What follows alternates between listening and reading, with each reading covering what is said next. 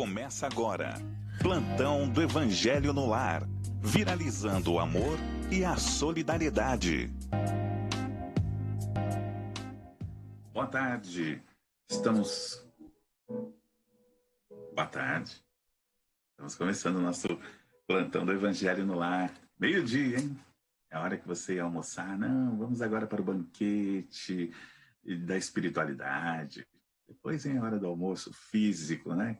Todo mundo também precisa, né? E é um prazer estar aqui.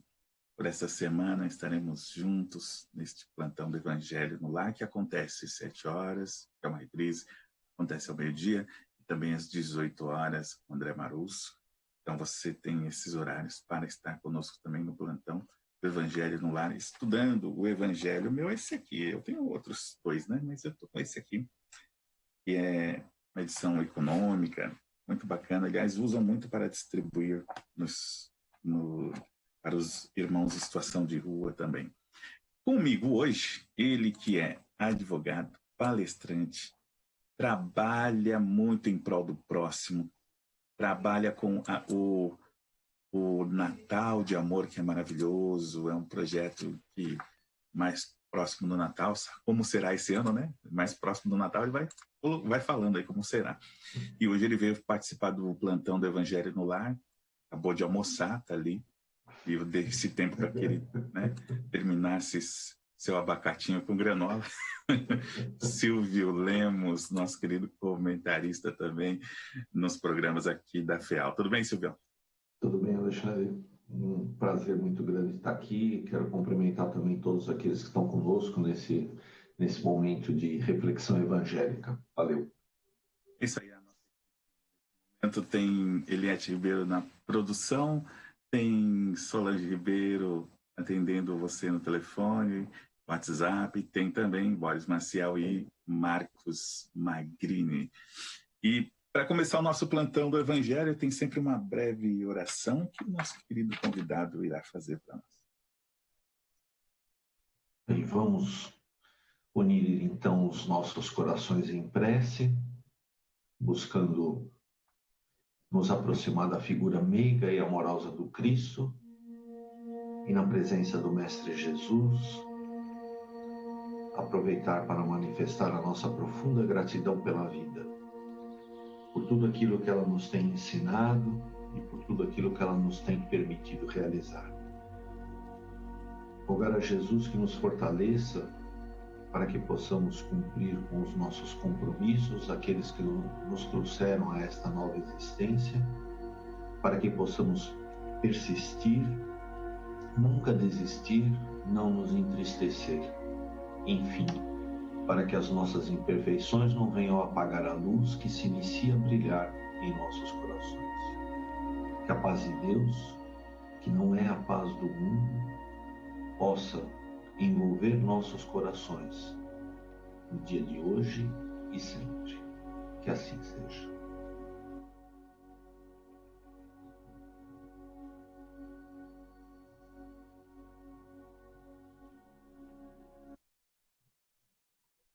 E você nos acompanha pelo Facebook, nesse horário é o da TV Mundo Maior, e pode participar também dentro desse tema aqui. Você pode participar através do Face, deixar sua mensagem, também ligar no 0800 979 5011, 0800 979 5011, e tem o telefone 2457 5011.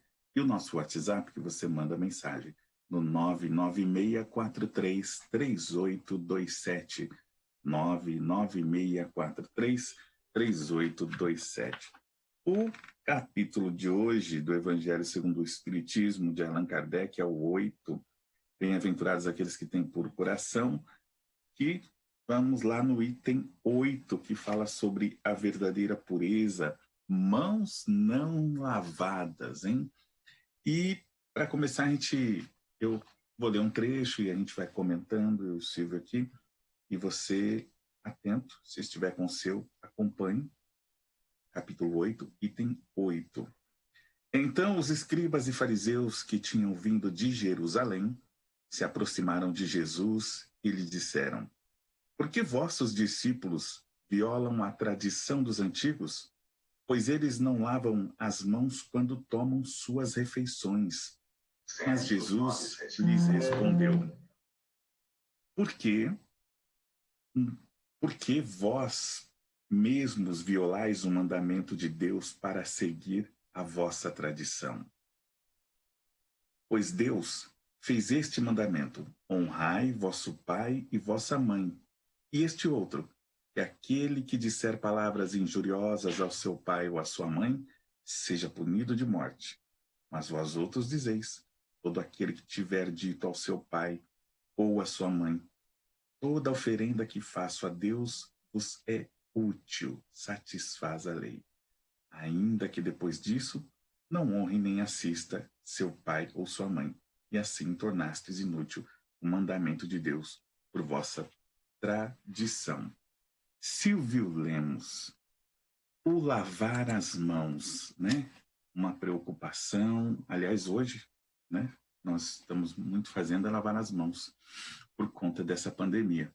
Então, esse gesto de lavar as mãos, que para eles eram os escribas, né? Era tão importante antes das refeições, e claro que é importante, mas aqui trazia um outro sentido. E que você comentasse para nós porque eles tinham este olhar, sendo que o Mestre Jesus não via como o mais importante. Olha, Alexandre, certa feita, o Chico recebeu algumas visitas em Uberaba, de São Paulo, inclusive, alguns amigos. E os amigos estavam ávidos a respeito de alguma informação do mundo espiritual. Nós espíritas temos essa atração, né, pelo que está acontecendo onde nós não estamos. Nós nos esquecemos algumas vezes que nós estamos encarnados e que, de repente, a gente pode deixar para um pouco depois saber como é que as coisas estão no mundo espiritual.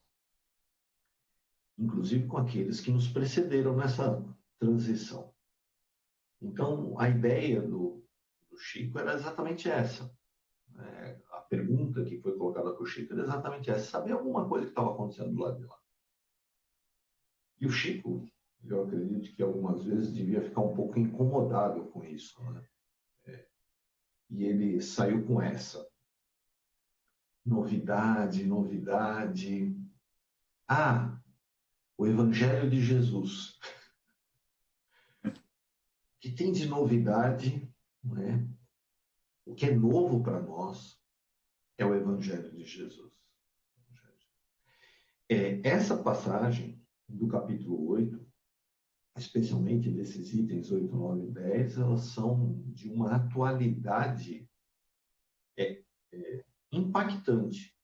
Parece que Jesus está falando para o momento que a gente está vivendo. E essa mensagem, ela é dirigida para os religiosos.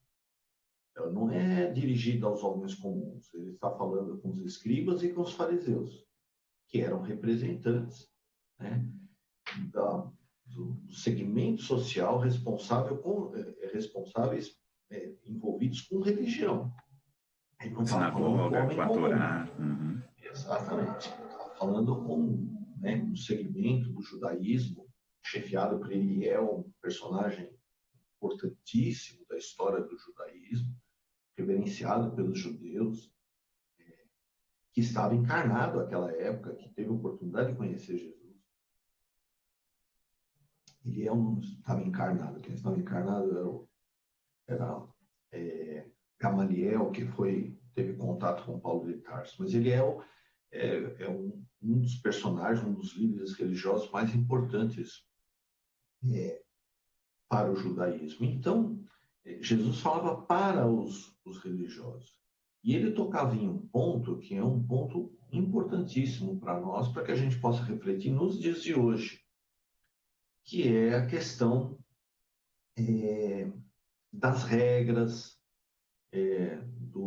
dos rituais, do que é essencial dentro da religião e do que exatamente a gente deve aonde exatamente a gente deve focar as nossas atenções, os nossos esforços, a nossa energia. O Emmanuel, em uma mensagem, diz assim: no umbral de todos os templos religiosos, umbral a porta, né, de passagem, no umbral de todos os templos religiosos, Jesus está presente. E ele recebe todas as pessoas que entram, em todas as igrejas, templos, casas espíritas, e pergunta para elas: o que queres? O que você veio buscar aqui? Porque durante muito tempo, a religião foi para nós um conjunto de símbolos e de valores aos quais nós nos apegávamos para dar um pouco de sentido à vida, e um balcão de troca, né? Um balcão de troca. Então eu vou à casa espírita para os espíritos me ajudarem, como se tivesse alguém registrando a presença de quem está e suspendendo a ajuda de quem não foi. Eu já conheço muitas casas espíritas que têm controle de frequência, né, em tratamento. E é evidente que isso é uma regra muito parecida com a regra da Torá. Que eu preciso lavar as mãos, que eu preciso cuidar da pureza dos alimentos, que eu preciso... Então, Jesus, nessa conversa com os fariseus, ele justamente fala a respeito das regras que são do mundo e do que é essencial na religião. A religião não deve estar preocupada, embora ela necessite de uma organização, porque ela é um grupo social e precisa de organização, mas a finalidade não é a organização, não são as regras, né, de horário, de hierarquia, não, essa não é a finalidade. A finalidade é outra, e é o que Jesus diz. Olha, as regras, elas muitas vezes são até mesmo contraditórias. As regras que você olha no Velho Testamento, na Torá dos judeus, elas se contradizem muitas vezes. Pregam o amor ao próximo, mas eles criam regras de punição, de castigo. Falam de um Deus que não é exatamente um Deus de amor, que é um Deus que acaba privilegiando determinados grupos sociais. Admite-se a distinção entre as pessoas, estabelece regras para os homens e não dá direitos às mulheres. Então falam Quase de criam. muitas coisas que são aparências e não são a essência. O que é a essência? É o que Jesus diz, acho que mais adiante no texto. Não é importante o que sai, né, o que entra, mas sim o que sai, quer dizer, o que está dentro de você. Uhum. Não é importante o que está acontecendo, o que estão fazendo, ou o que você está fazendo, mas sim nem o que você diz, mas é o que está por trás disso tudo, é o que está, né, em você. E é isso que você pode controlar. Muito da nossa ansiedade é de ficar controlando essas regras, né? A gente precisava ter uma vida um pouco mais relaxada, menos perfeccionista, não ser tão rigoroso com as coisas, não ser tão rigoroso com essas regras, e procurar observar o que é a essência, né? Não o que a pessoa faz, mas quem a pessoa é, o que ela representa, como ela está. Então, cogitar que muitas vezes as pessoas, quando elas estão fazendo alguma coisa fora do que se espera delas, mentindo, traindo, agredindo, reconhecer que elas não estão bem, né? E aí você conseguindo enxergar além das aparências, você consegue enxergar as pessoas como Deus as enxerga. Essa regra até me fez lembrar, dentro do centro mesmo, né? Mas que você falava aí dessas regras, eu penso aqui, eles falavam uma coisa, faziam outra, né? É quase criar um novo evangelho, né? O evangelho segundo o fariseu, né? Tipo, eu vou fazer do meu jeito. A lei lá diz uma coisa, mas aqui na terra, no terra a terra, nós cumprimos de outra forma. Mas até em alguns trabalhos, quando a pessoa chega na casa espírita, e, olha, primeiro toma o passe antes de você passar no atendimento fraterno. Mas você chegou, já pegou seu número, era o primeiro e já te chamaram. Ah, então vamos lá? Não, mas não tomou passe ainda. primeiro lá, porque primeiro precisa harmonizar na hora do atendimento, né? Então, assim, toda casa tem muitas regras também. Eu fico pensando como que a espiritualidade está ali só olhando, né?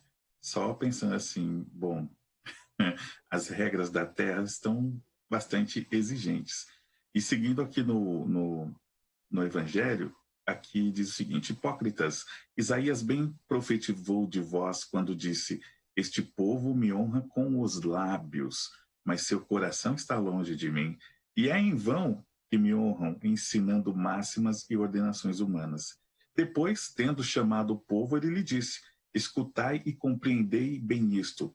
Não é o que entra na boca, como o Silvio disse, hein? Não é o que entra na boca que enlameia o homem, mas o que sai da boca do homem. O que sai da boca parte do coração, e é o que torna o homem impuro, porque é do coração que partem os maus pensamentos, os homicídios, os adultérios, as fornicações, os furtos, os falsos testemunhos, as blasfêmias e as maledicências. Estão aí as coisas que tornam o homem impuro, mas comer sem ter lavado as mãos não é que torna um homem impuro. A gente precisa entender que as regras elas são necessárias, mas elas não é por isso que nós devemos, não é por elas que nós devemos viver. Nós devemos viver por princípios, por ideais, né? É entender o que nos motiva a criar essas regras e a seguir essas regras. Fazer um juízo de valor baseado não apenas nas coisas do mundo, mas sim no que é importante do ponto de vista espiritual, porque o primeiro ensinamento da doutrina espírita é: nós somos seres espirituais passando por uma existência humana. Nós não somos seres humanos que têm experiências espirituais. Nós somos espíritos que estamos passando por uma existência. Essa existência tem um propósito. E esse propósito é nos levar a situações que nós ainda não resolvemos, a situações que nós precisamos reparar, conciliar, melhorar, né? Relações que nós precisamos, situações que nós precisamos melhorar. Então, nos leva nesse processo de evolução. Então, as experiências humanas, elas não atendem às nossas vontades, mas sim às nossas necessidades. E o grande, né, se a gente ficar pensando, bom, por que eu reencarnei? O Emmanuel diz assim: nós todos estamos reencarnados em um processo de reeducação espiritual. Então, todos nós temos o que melhorar. E nós não podemos melhorar apenas no campo das aparências, sabe? Nós chegamos a um ponto em que nós não podemos mais nos dar ao luxo de desperdiçar o tempo em falar e não fazer, prometer e não cumprir, né? Se eu aceito a ideia do perdão, eu não posso transigir com essa ideia, né? E quando a vida me colocar diante de um momento, de uma situação que eu preciso dar esse testemunho, eu não posso recuar. Eu não posso, não apenas porque isso é errado, é, porque na verdade eu tenho livre-arbítrio. Eu não posso porque o tempo nosso agora é muito curto, né? Nós estamos sendo chamados a resolver situações no campo individual. Não é a humanidade, é cada um de nós. Nós estamos fazendo escolhas agora que vão determinar como é que as coisas vão ser para cada um de nós nos próximos séculos. Então é muito importante que a gente esteja atento a como nós estamos, menos ao que está acontecendo e mais o que eu estou sentindo diante daquilo que está acontecendo. Menos no que as pessoas estão fazendo e mais no que eu estou fazendo, como eu estou me comportando.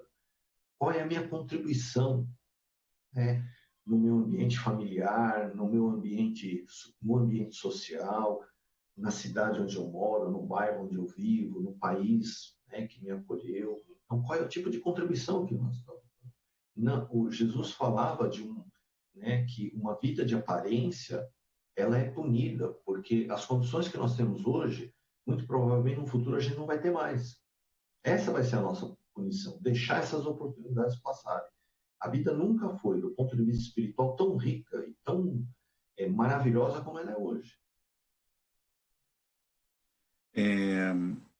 Aqui no Evangelho ele diz uma coisa bem interessante, que é aquela preocupação com o que os outros vão falar, né? Então seus discípulos, se aproximando dele, lhe disseram: sabeis que os fariseus, tendo ouvido o que acabais de dizer disso, se escandalizaram?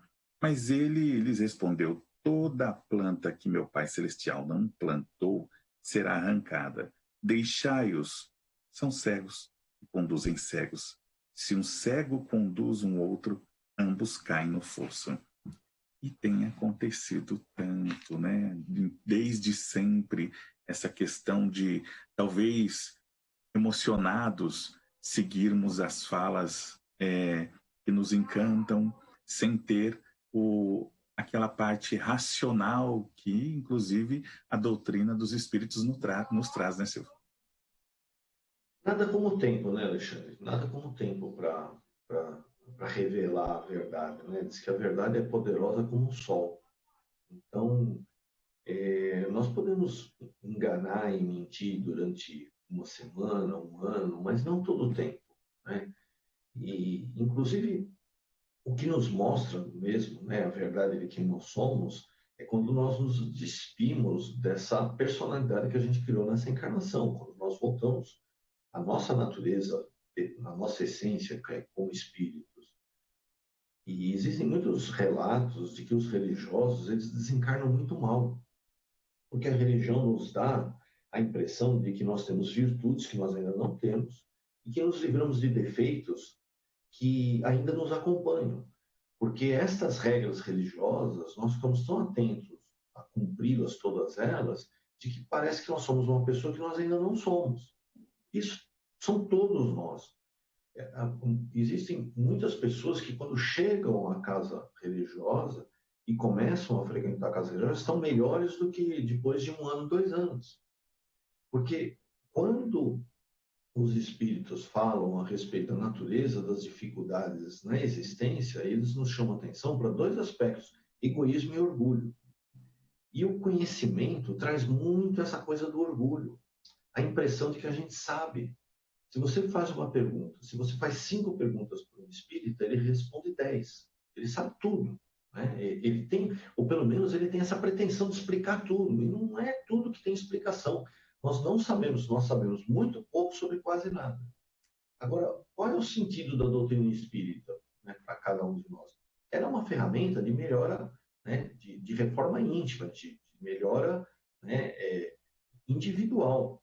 Nós não vamos mudar o mundo com a doutrina espírita, mas cada um de nós pode mudar usando a doutrina espírita. Mas usando para quê? Usando para compreender melhor o evangelho. A doutrina espírita, ela é um barco que nos leva de um ponto de compreensão a outro, mas ela é um barco. Nós não vamos, né, encontrar a salvação pelo fato de ter à nossa disposição um barco. Nós precisamos entrar, remar, enfrentar a correnteza e chegar até o outro lado, né? Porque, caso contrário, perde o sentido, perde todo o sentido. A nossa prática religiosa tem de nos tornar melhores. Caso contrário, ela não fará sentido. Não importa o tipo de denominação religiosa que a gente abraçar. A melhor religião é aquela que torna um homem melhor. E nós precisamos ter esse cuidado para que a gente não venha se surpreender. Porque o tempo acaba revelando de fato quem nós somos e quais são as nossas intenções.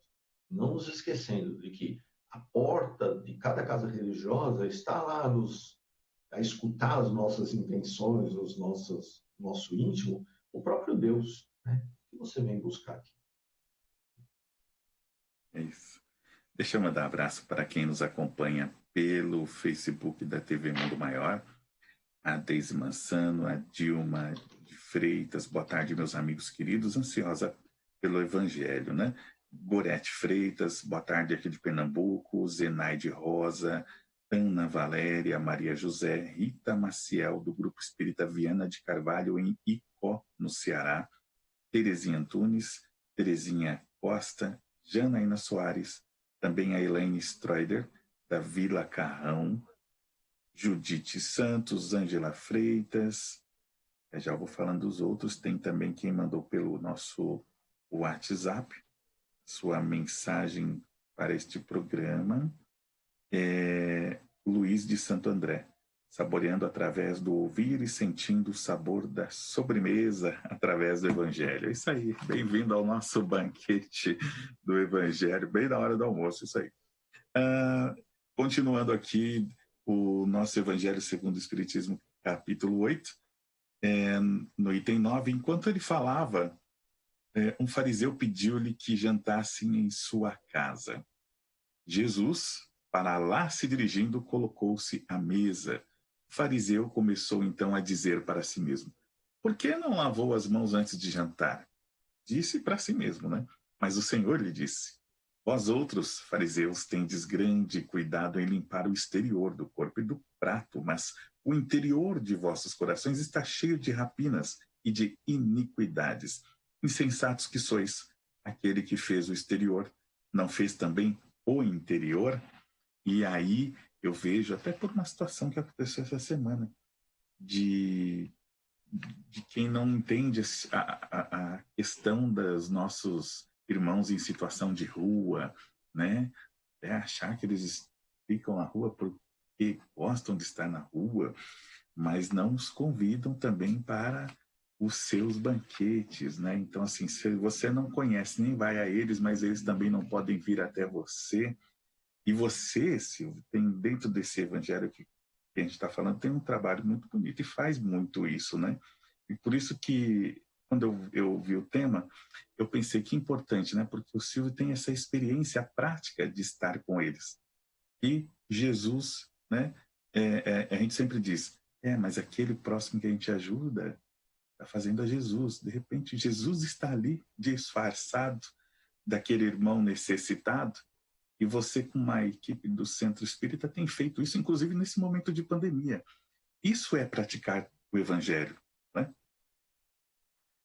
Eu não gosto, eu procuro minimizar os trabalhos sociais, no sentido de que eu sempre termino a prática, né, de cada um deles, de cada uma das etapas, me sentindo muito devedor pela oportunidade de servir. Eu penso assim que durante muito tempo, mas muito tempo mesmo, eu fui servido, né? Eu fui ajudado, eu fui amparado. E nessa existência, então, assim, de uma maneira que eu não consigo avaliar direito, né, por tudo o que cercou e até hoje me acompanha nessa existência. Então, eu todas as vezes em que eu retorno ou encerro um trabalho desse, eu me sinto assim muito grato e pela oportunidade de estar servindo, sabe, de estar do outro lado da mesa. Mas reconheço que o que a gente faz é muito pouco, né? O que a gente faz é muito pouco. E que a nossa sociedade, ela possui alguns desequilíbrios, algumas realidades que precisam ser alteradas e que é muito difícil fazer isso com um grupo muito pequeno, sem mudar a consciência, né, coletiva. Nós temos um trabalho de informar, de modificar, de educar espíritos a fim de que nós tenhamos uma sociedade melhor. Quando a gente olha uma pessoa em situação de rua, a gente está diante de uma situação de abandono, né? A pessoa não chega lá por escolha pessoal apenas. Tem muita coisa que deveria ter acontecido e não aconteceu. Não é o mal que fizeram, é o bem que deixaram de fazer. A situação de rua é resultado da indiferença, não é resultado de um modelo econômico. É resultado de um modelo social. Nós vivemos em uma sociedade indiferente. Na verdade, as pessoas em situação de rua sempre estiveram lá.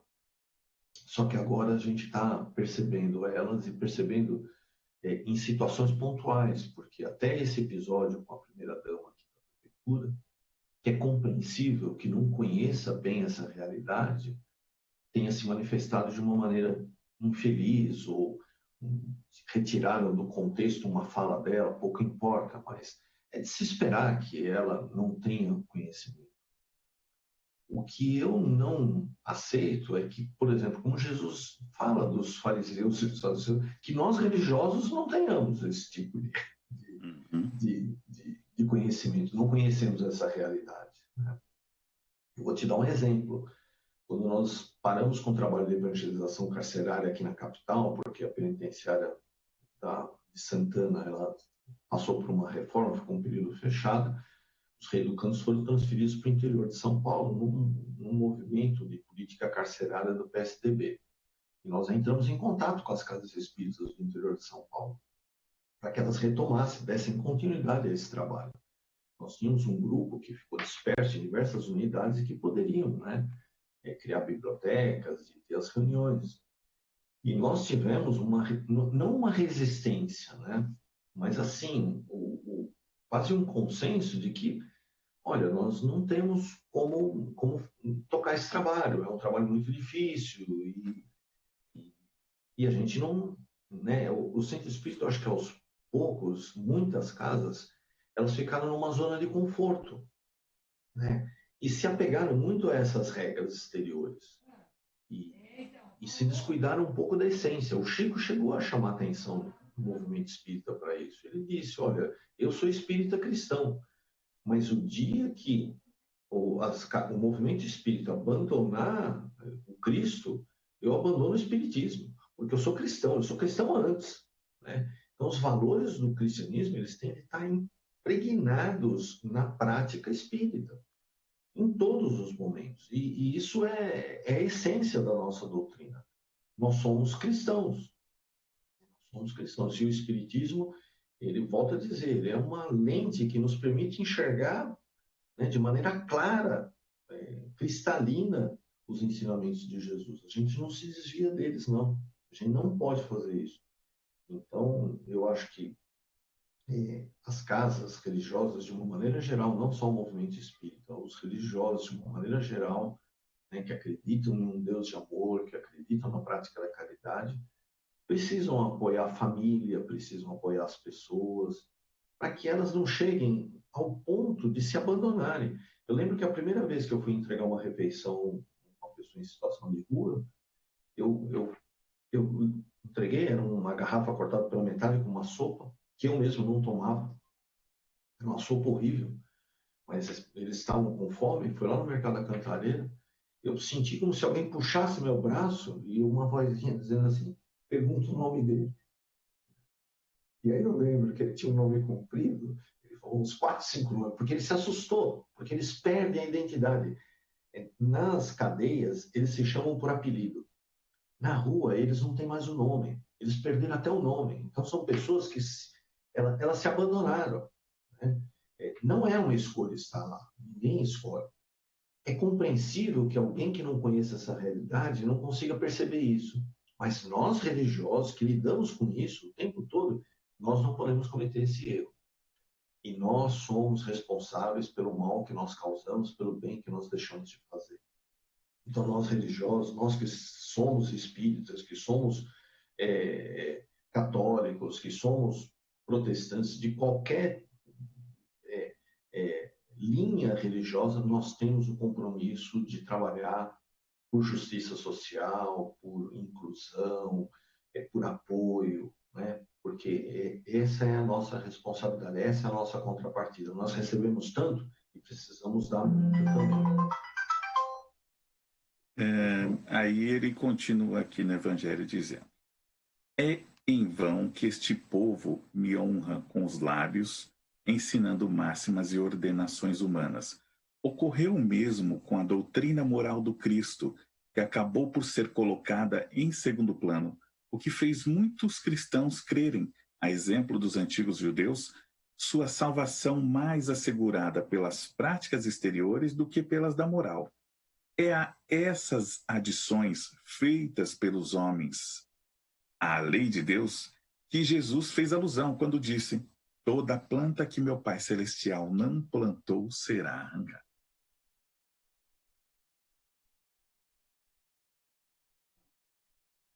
O Gamaliel fala isso para Paulo de Tarso. a respeito dos homens da casa do caminho. Né? Quando Paulo de Tarso fala, olha, o que eles estão falando tá errado, ofende a Torá, eles dizem que o crucificado é o Messias.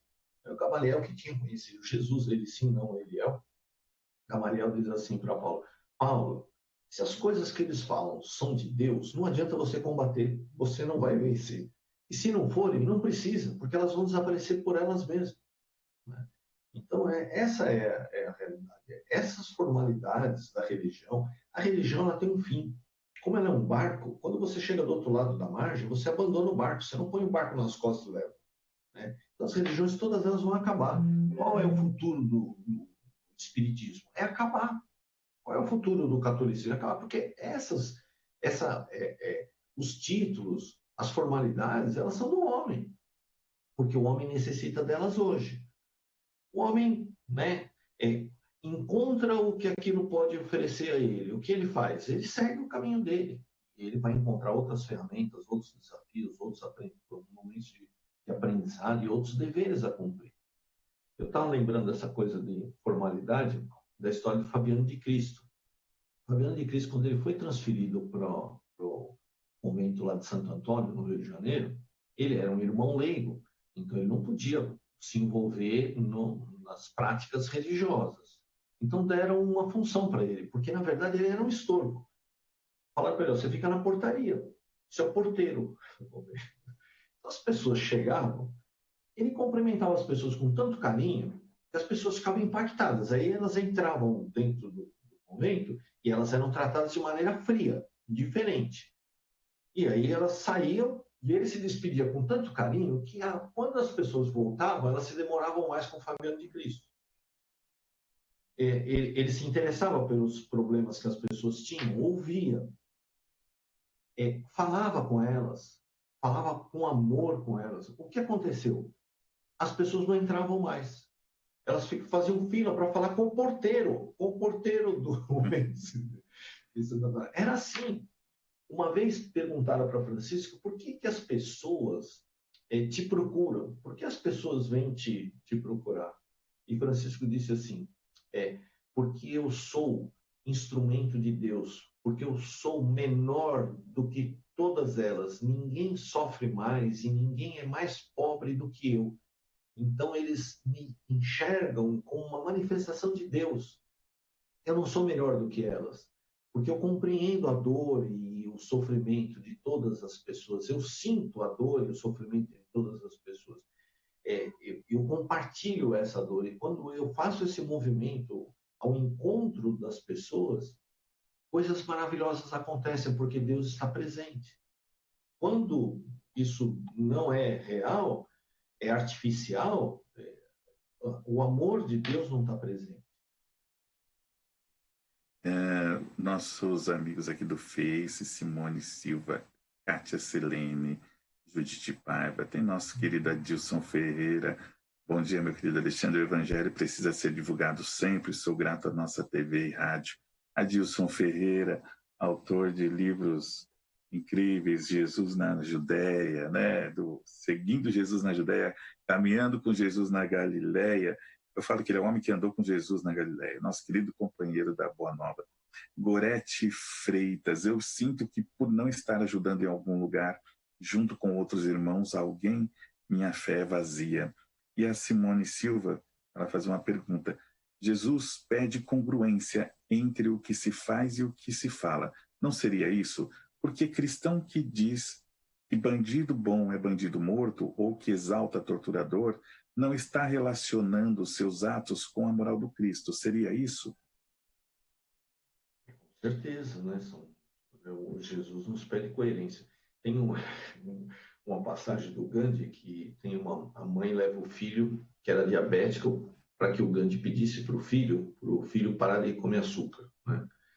E aí o Gandhi não pedia. A mãe levou umas 3, 4 vezes e o Gandhi não pedia. Na quinta vez o Gandhi olhou para o menino e falou assim, para de comer açúcar. E a mãe já tinha pedido tantas vezes para o Gandhi fazer isso e perguntou para ele, mas Mahatma, por que o senhor não pediu das outras vezes que nós viemos? O Gandhi respondeu dizendo assim, porque eu comia açúcar. Se eu estou pedindo para alguém fazer alguma coisa, eu estou falando de alguma coisa que eu não faço, que eu não acredito, que eu não vivo, essas palavras não têm força. Então, seja você a mudança que você quer no mundo. E as suas crenças e as suas ideias, elas moldam o mundo em torno de você.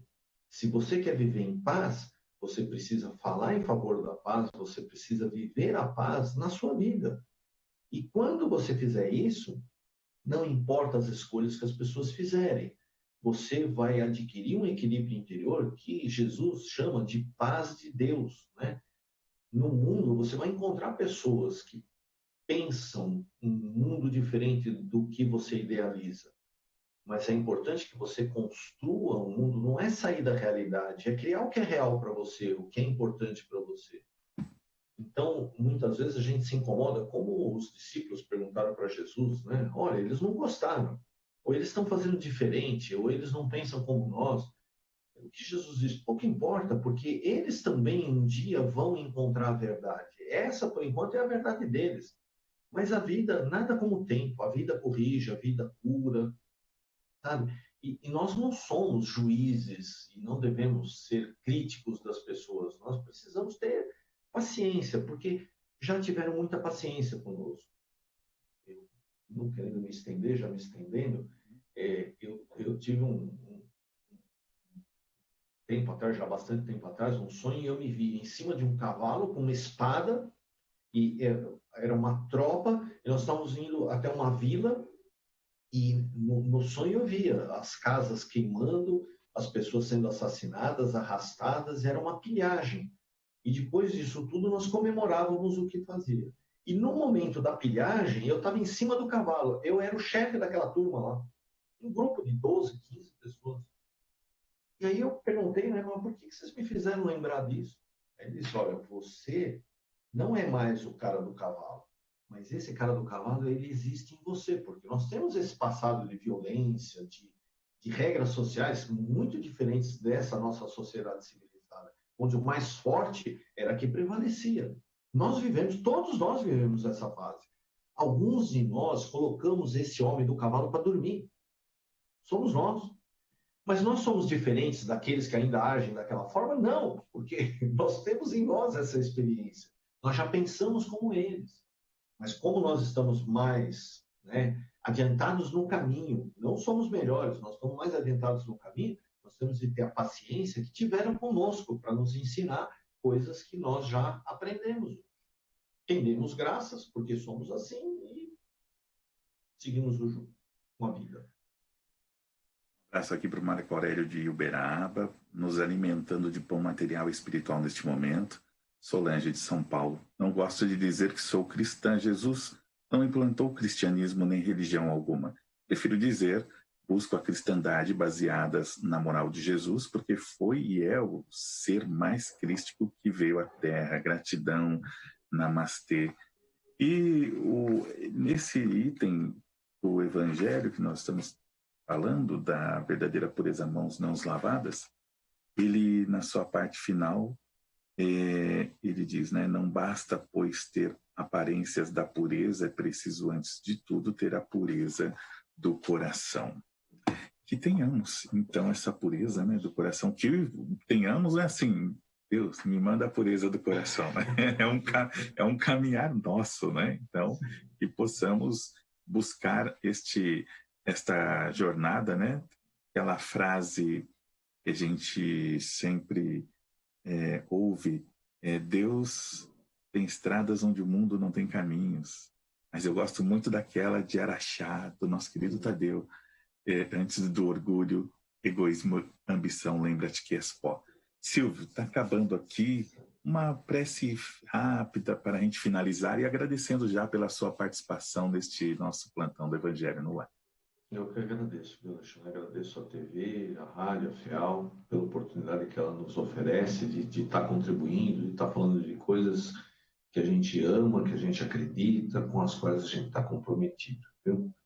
Nós não fazemos muitas dessas coisas, mas nós somos apaixonados por todas elas. A gente como a nossa amiga falou, a ideia de ser um cristão, de seguir todos os mandamentos, todos os ensinamentos de Jesus, nós estamos dando os primeiros passos, mas reconhecemos a importância do cristianismo em nossas vidas, do evangelho em nossas vidas, e rendemos graças a Jesus por ter, né, essa oportunidade.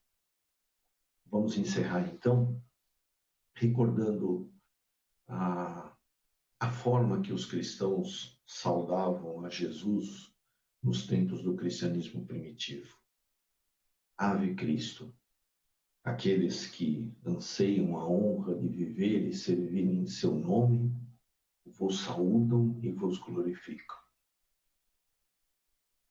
Que as glórias do amor divino recaiam sobre todos nós e permaneçam conosco no dia de hoje e sempre.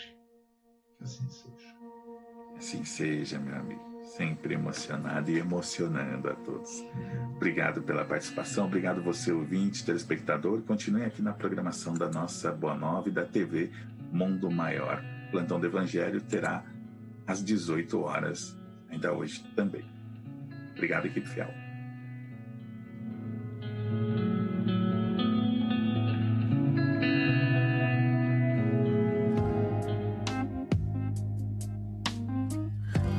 Você acompanhou Plantão do Evangelho no Ar.